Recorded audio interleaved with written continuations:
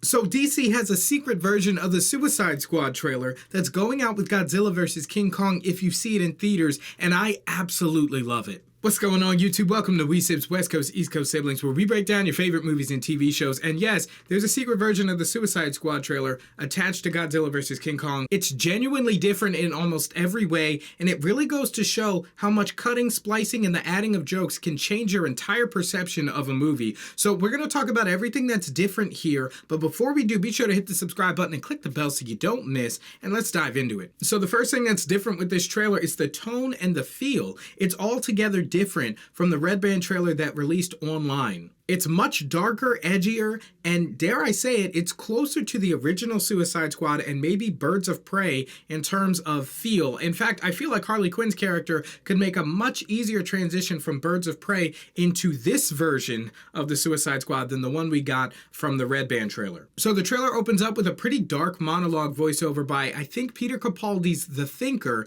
and he's alluding to the Suicide Squad and how they're a bunch of dark souls in need of redemption and how one thing could allow them to gain all of their integrity back. We then get footage of the Suicide Squad, including Harley Quinn and Javelin in the back of an aircraft carrier. Speaking of Ratcatcher, she also got a bit of funny dialogue with Peacemaker, and that was pretty rare in this cut, as we only got two jokes that I can recall. It was the King Shark hand joke, which didn't really resonate with me anyway, and this Ratcatcher one where she's talking to Peacemaker, he's talking about slaughtering everyone to make peace, and she's like, wow, and they call you the Peacemaker? This goes to show that the comedy was used very rarely, and overall it didn't change the feel, the very dark tone and feel of the trailer. After that bit of voiceover, we get the regular spiel from Amanda Waller talking about how the whole Suicide Squad works. Basically, do what I say, you get 10 years off your sentence.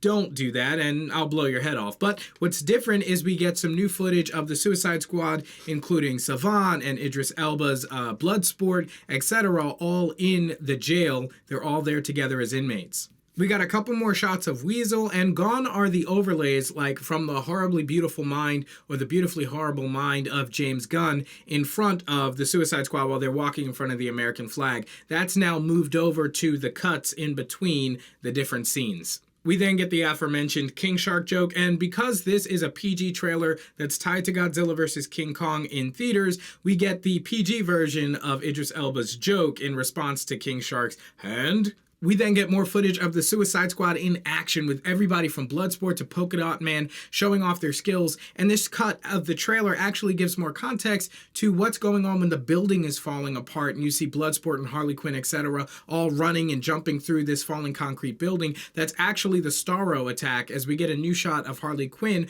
running from Starro as he's literally tearing this building apart. Now, one thing that was interesting with this cut is that there was a reference to Starro in the Red Band trailer being a kaiju. And obviously with this trailer being attached to Godzilla vs. King Kong, they're both kaijus, you would think that they would keep that reference, but it was absent from this trailer. We also get a shot of TDK, aka My Arms Fall Off Man, and we actually see him with his arms separated. Totally useless power in my opinion, but I'm sure they'll make some use of it. Now, one thing I do want to note about this is this was the PG version of the trailer, the PG-13 version, so there were no like bones or veins showing when he separated his limbs, but I'm assuming that with this being rated R, we'll probably get a different version of how his powers work when the movie actually releases. Then the trailer finally ends with Bloodshot showing off some awesome weaponry in what I'm assuming is the continued fight against Starro as they're in the middle of the city in broad daylight.